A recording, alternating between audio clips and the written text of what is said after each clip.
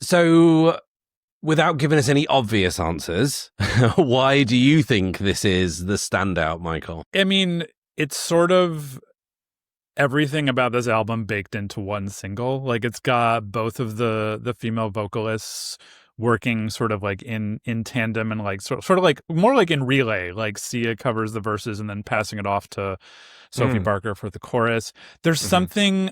Again, I'm not an electronic musician, so I don't know what's making that like that sound that's just intriguing to me. Sometimes I think when I hear sounds that I don't know how they were produced, that makes them more interesting to me. Sure, yeah. But also, I mean, I've already said a bunch about this track, so I feel like add on everything I've said in the first part to what I'm about to say now, which is that I was like doing a bit of nerdy music theory research about this because I was like, what is it about this song? There's something about the notes that they're using or the progressions or something. Why is it that I like just musically and technically like this so much? And it's because this song is in C Phrygian, which is not like, what does that mean? It's like, there's like a mode specifically, because there's not, it's like, and also to hear that it was in C, I'm kind of like, what? That's feel like the most basic key. But this is, okay, ready, Tyler? This is going to blow your mind. But then once you hear it, you're going to be like, oh my God, I didn't realize this. This song is in the same key as Everything in Its Right Place by Radiohead. Oh. They're the same exact key. And there's something about, and I started thinking about like, I think there's a lot of songs I like that are in this mode specifically because there's something intriguing about it musically. So there's one thing. But then also the video accompanies it very well. And it just, I don't know. I will say this is one of my, I was thinking about this morning. This has got to be one of my top five favorite songs of all time. Wow. Okay. Like, of all time.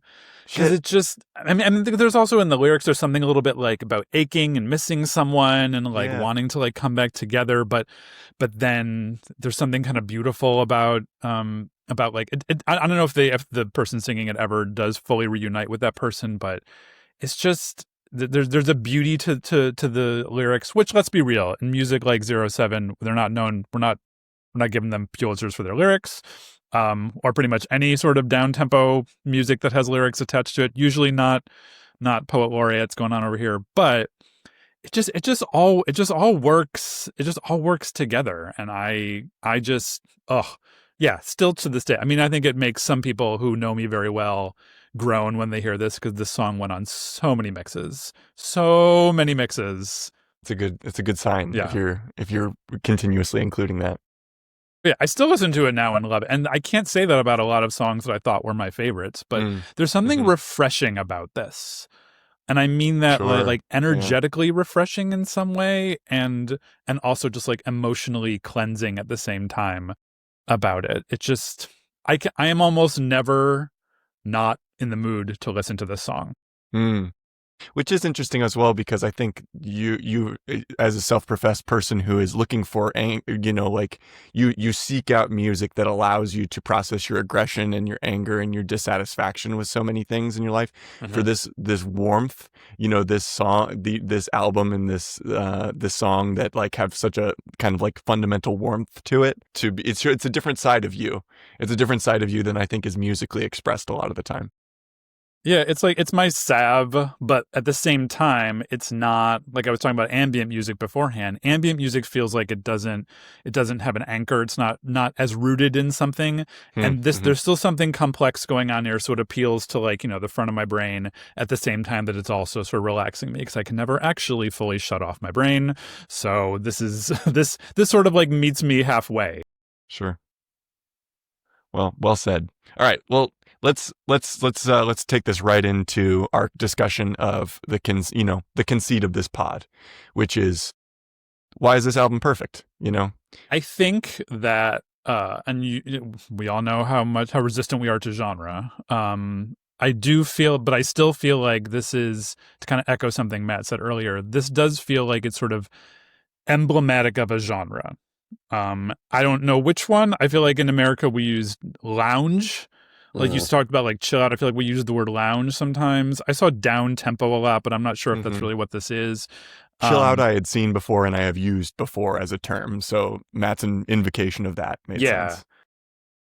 It feels emblematic of a genre, as distrustful as we are of genres. So that feels like something that was key to me.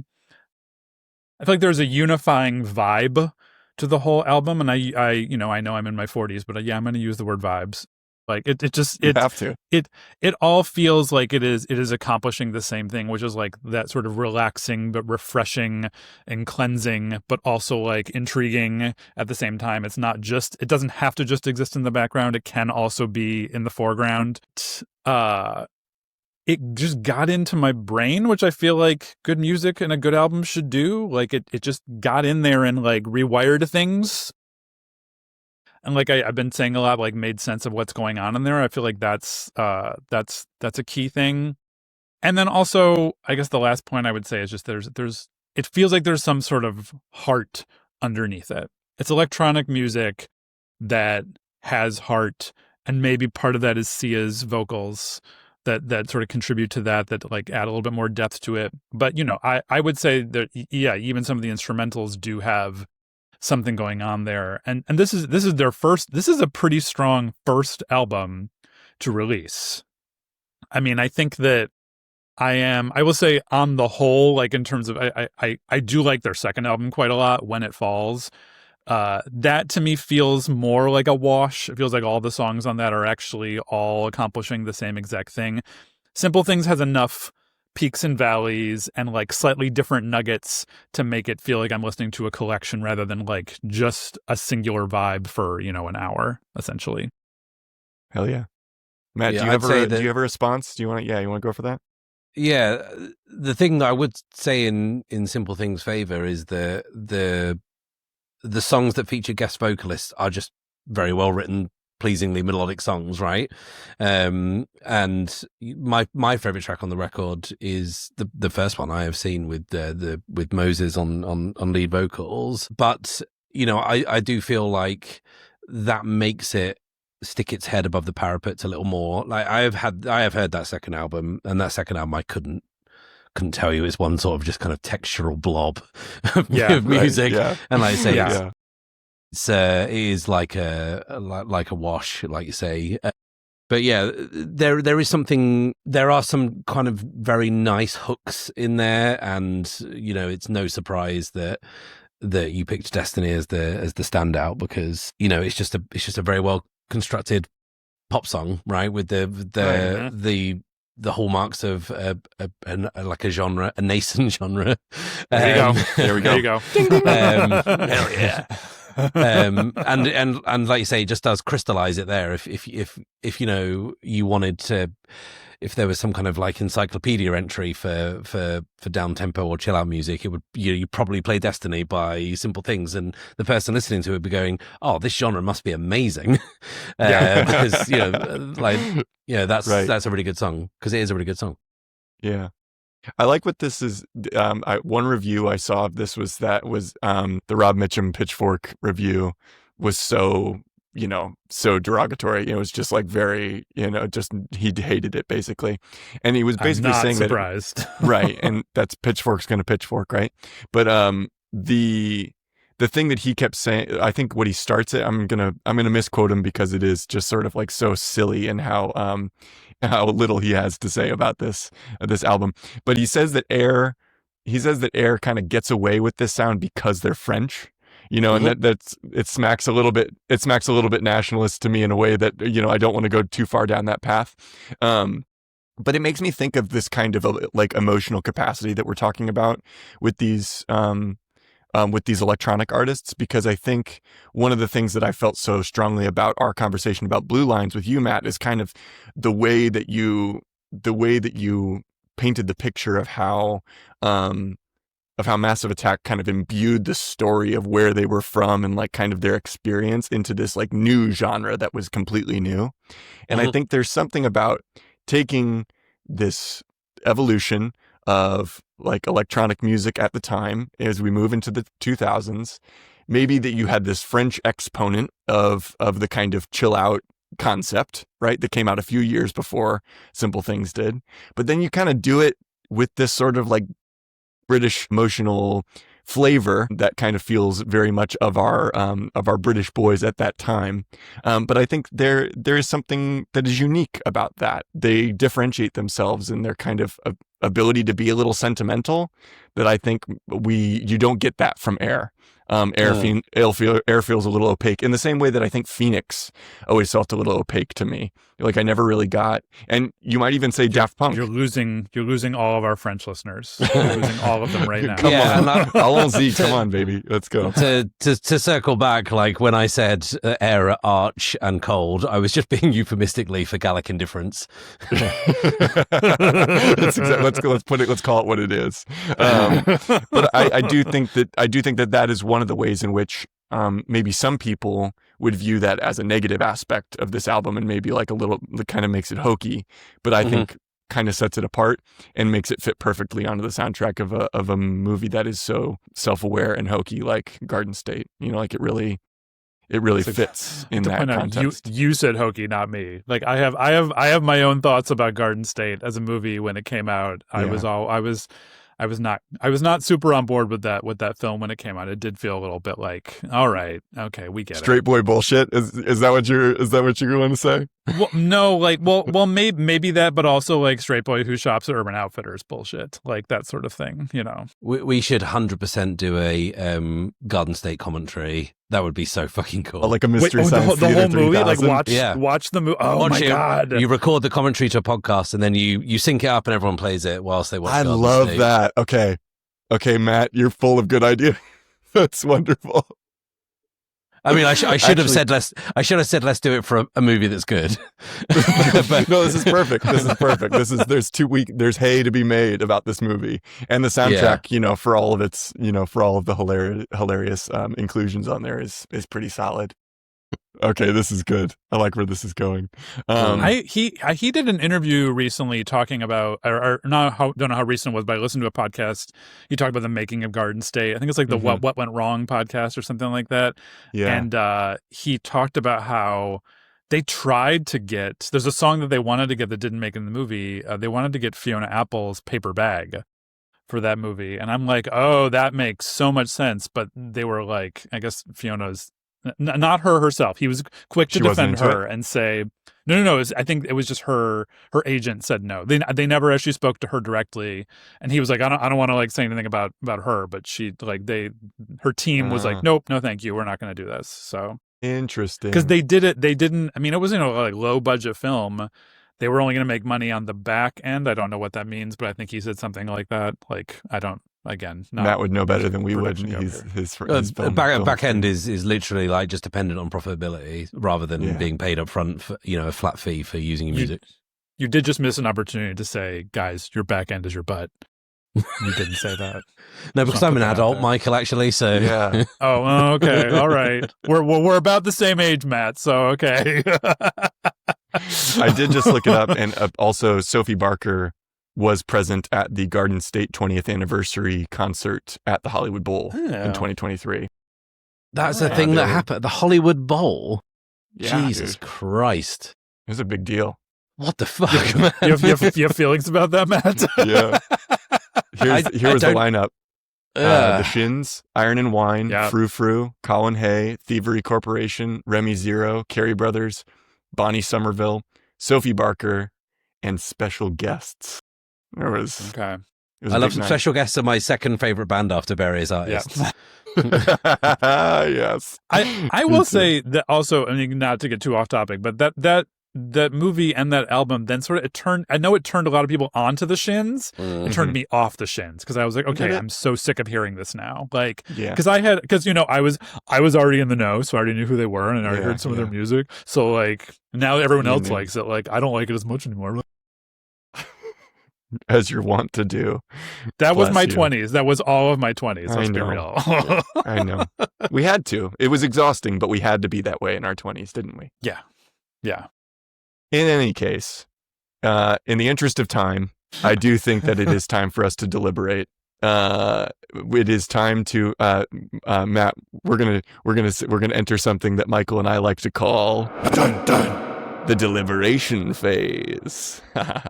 There's a sound effect there.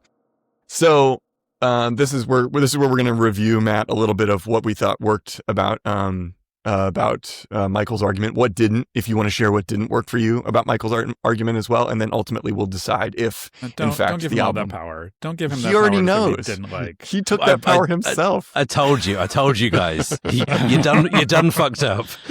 Absolute power corrupts. Absolutely. So let's start with you, Matt. How did you receive Michael's argument for the perfection of this album? I mean, so what I'll say is that, I was not swayed by the argument in the sense that I think this is now my favorite record, but like I'm wholly convinced that Michael believes this is a good record. Well said. Because Michael, to talk about him like he's not here, does everything that you want to hear on an episode of This One Goes to 11. I want to hear why it personally resonates. Mm-hmm. I want to hear why it musically resonates. And I want to hear why it's so just goddamn nascent. You know what I mean? And the fourth killed it. You killed it on the fourth one. Like it'll be like Sideshow Bob stepping on the rakes. I'll just keep doing it until it's funny again. Okay. All right. But yeah, when I knew what album we were going to be talking about and thinking about how I felt about it, it wasn't like I thought, oh, this is a bad album. I was like, why is this someone's perfect album? But the thing is that that's just my own prejudice kicking in. And when someone's telling you why they like something, like it doesn't matter because they don't need to be right or wrong, and they don't need to make the argument to, even though that's the whole point of this podcast. I just want to know what sings inside of you when you hear it, and like what is going on in your head when you listen to it. And like none of the answers that I got from Michael were any that chimed with anything that I think, which is what's great about it. Like I'm wholly beholden to Michael's love for this album. Like I fully believe that he's of sound mind and likes Simple Things by 07 for the reasons he has stated. So yeah, I'm convinced. I've been swayed, I would say. Yeah. Good. This is a you just kind of revealed, as if people didn't know, you just cracked the code on how to come on This One Goes to 11. So if anybody wants to come on and really just kind of stack the deck against us, then Matt just pretty much spelled out for you how to do it. But I couldn't agree more. This is really what we need to do. Is in the pantheon, this needs to be like, we need to present the album itself and the person who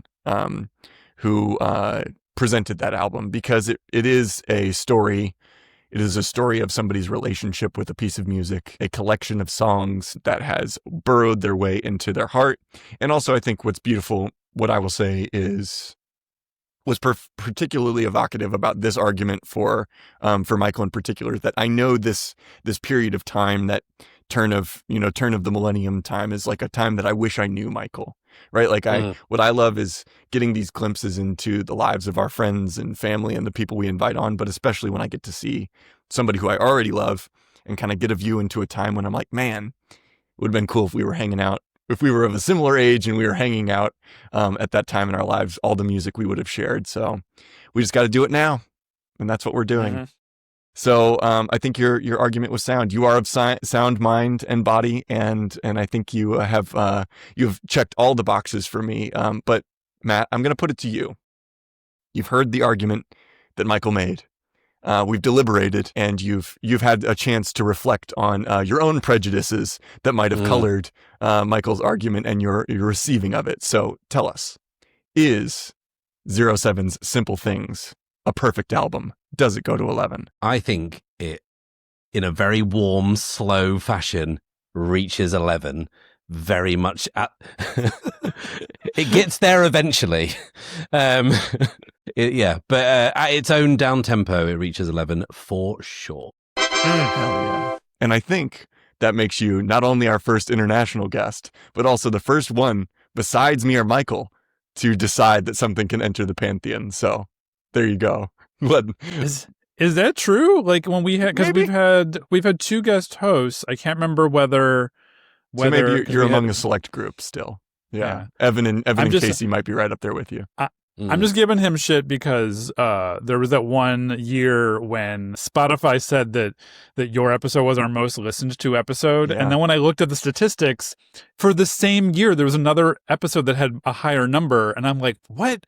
Why are they even saying this? You can't argue with the facts. Look, what I'm saying is I've got a screenshot of that and it's on my resume.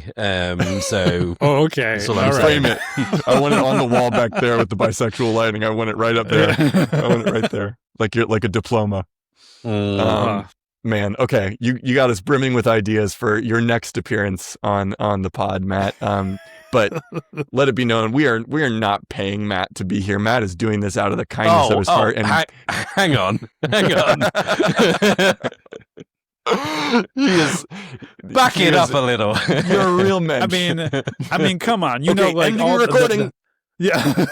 Come on. You know the international exchange, all the paperwork you have to fill out would be a nightmare, Matt. All right. So that's a good point, I guess. Yeah. Yeah. Matt, we love having you on this freaking pod. This is yes. we can't thank you enough for coming on, and I can't tell you how glad I am that I walked into that bakery on that random day in 2018 and talked to you about baseball, because who knew that it would lead to this beautiful collaboration we have going. It was back then. It was a nascent friendship. It was. I was hoping you'd go there. That was a meatball right down the middle, Tyler. Yeah, you're welcome. You're welcome.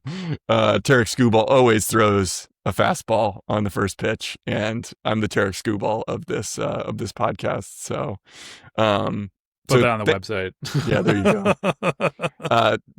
Thank you so much, Matt, for this. Yes. Shout out, Matt. Shout out anything you want to right now. Everybody, go follow The Bad Spot on YouTube, because Matt does beautiful work on YouTube, and all your role-playing game interests can flourish under Matt's guidance. Really, really cool stuff that he's doing. What else do you want to call out, Matt? Anything? That's very, like, just generally it. Like, if you're into heavy nerd shit, then I'll, they follow me on YouTube. But what I will do is I will give these guys the link to put in the episode description of, it's not on my channel for copyright reasons, but I played a game called Void 1680 AM, which is a role-playing game where you make a playlist, you send it to the guy who wrote it, and he broadcasts it on AM radio, and it got broadcast on AM radio, and Tyler was a guest. I played the game, I picked the songs, and I had supposed to be played solo, but I did it for charity. I asked guests to come on, and anyone who said yes, I donated money to the Palestinian Children's Relief Fund, and I ended up playing a solo game with 8 different people. We recorded jingles, we had a newsreader on. I really went the whole hog, and I'll send a link to the guy's YouTube channel when he put it up, because A, there's some great songs on that playlist, and B, Tyler's call-in is so fucking funny. So yeah, I'll send these guys a link to that, and please check that out. Please do.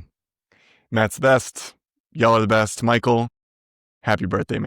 This is another, I say, 100 more years of Michael Osinski. That's what I want. I want another century. 100? No, not 100 more. That's too much. I just want to thank you both for validating my musical tastes. That is Always. part of why we start this podcast. I'm just grateful to be doing this with you, Tyler. I'm grateful for the new friends we are making.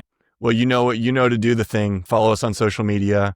Send this episode to your aunt or your uncle, or your neighbor who might be interested in chill out music, so that they can learn a little bit more about Michael and a little bit about this nascent love that I have for chill out. And it's my birthday, so like find me on PayPal. I'm not do that too. Tips are welcome. They are. All right, well then I guess the only thing left to say is bye. 3-part harmony like the fucking Beach Boys. Beautiful. We go.